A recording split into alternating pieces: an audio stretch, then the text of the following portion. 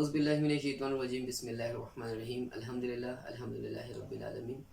رب اشرح لی صدری ویسر لی امری واحلل عقدۃ من لسانی یفقہوا قولی صدق اللہ العلی العظیم۔ زندگی اللہ پاک کی بہت بڑی نعمت ہے اور اس نعمت کا شکر یہ ہے کہ اس کو اللہ کی عبادت میں گزارا جائے۔ اللہ پاک نے رحمتوں والا مہینہ عطا کیا ہے، الحمدللہ وہ اپنی رحمتیں اور برکتیں سمیٹتا ہوا گزر رہا ہے، اور یہ بڑی انمول ساعتیں ہیں، اس کو جتنا ہو سکے اللہ کے ذکر اور عبادت میں گزارے۔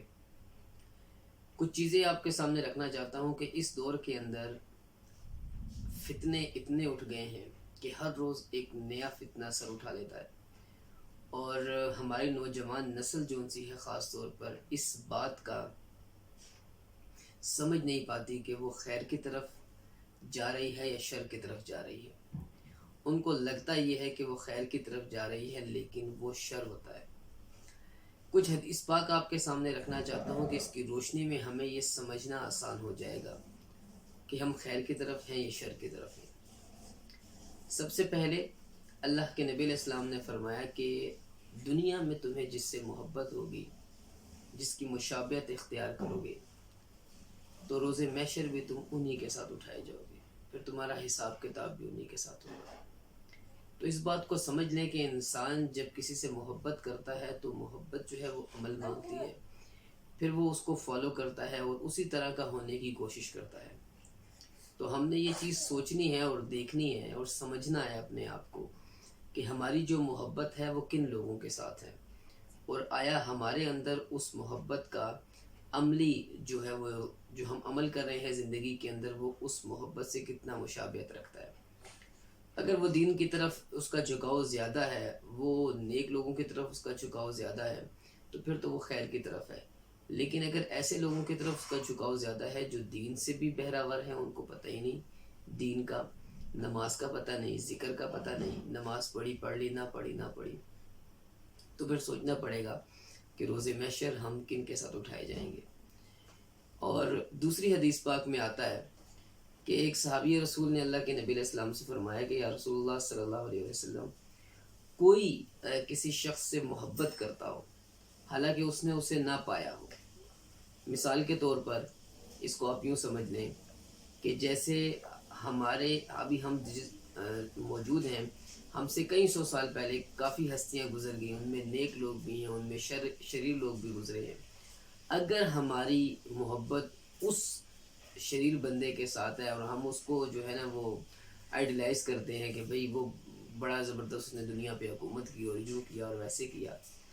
تو آپ علیہ الصلوۃ والسلام سے اس صحابی رسول نے سوال کیا کہ اگر اس نے اس کا زمانہ نہ پایا ہو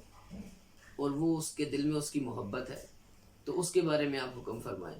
تو آپ علیہ السلام نے فرمایا وہ ایسے ہی ہے جیسے اس کے زمانے میں موجود ہے، اور قیامت والے دن یہ اسی کے ساتھ اٹھایا جائے گا۔ تو سوچیں کہ آج 1400 سال بعد اگر ہماری محبت اپنے نبی علیہ الصلوۃ والسلام سے ہو، ہماری محبت حضرت ابوبکر صدیق سے ہو، حضرت عمر فاروق سے ہو، حضرت عثمان غنی سے ہو، حضرت علی شیر خدا رضوان اللہ تعالیٰ علیہ مجمعین سے ہو، ان سے اگر ہماری محبت ہوگی، حضرت امام حسن امام حسین رضی اللہ تعالیٰ علیہ مجمعین سے ہو، اور ہمارے دل میں ان کی محبت ہے، اور پھر ہم ان جیسا عمل کرنے کی ٹوٹی پھوٹی ہی کوشش کر لیں، تو نبی علیہ السلام کا فرمان کے مطابق کہ قیامت والے دن یہ شخص انہی کے ساتھ ہوگا۔ اور ایک اور حدیث پاک جو سب سے زیادہ جو ہے نا وہ ہمارے لیے سوچنے کی اور سمجھنے کی ضرورت ہے۔ ابھی نے عرض کیا کہ یا رسول اللہ، اگر دنیا میں کوئی شخص کسی جماعت کا حصہ بن جائے حالانکہ اس کے عمل اس جماعت جیسے نہ ہوں، اس کے بارے میں کیا حکم ہے؟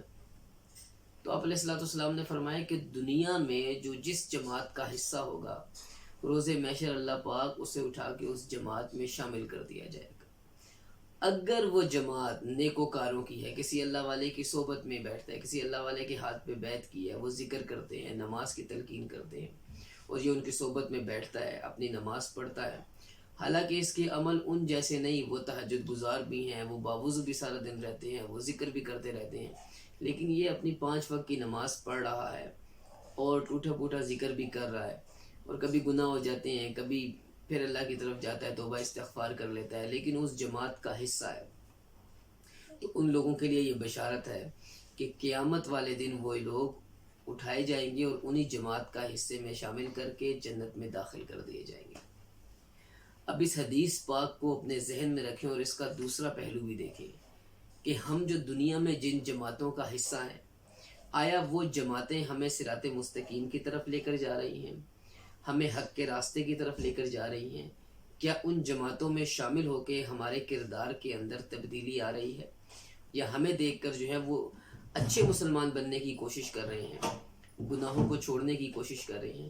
کیا ہم ایسی جماعتوں کا حصہ ہیں؟ اگر ہم ایسی جماعتوں کا حصہ نہیں ہیں تو یاد رکھ لیں کہ جن کے ساتھ آپ اٹھتے بیٹھتے ہیں اور جنہیں پسند کرتے ہیں، اور وہ جو کچھ بھی کر رہے ہیں آپ انہیں سپورٹ کر رہے ہیں، جس طرح بھی آپ ان کے ساتھ آپ کا تعلق ہے، واسطہ ہے، تو یاد رکھ لیں اللہ کے نبی علیہ السلام کا فرمان ہے اور میرے آقا علیہ السلام کا کوئی فرمان اللہ نے خود فرما دیا کہ میرا محبوب اپنے پاس سے کچھ نہیں کہتا، وہ وہی کہتے ہیں جو میں کہتا ہوں۔ مطلب وہ اللہ کے حکم سے بات کرتے ہیں۔ تو نبی علیہ السلام کا فرمان ہے کہ دنیا میں جس جماعت کا حصہ بنے گا انسان، قیامت والے دن اسی جماعت میں شامل کر دیا جائے گا۔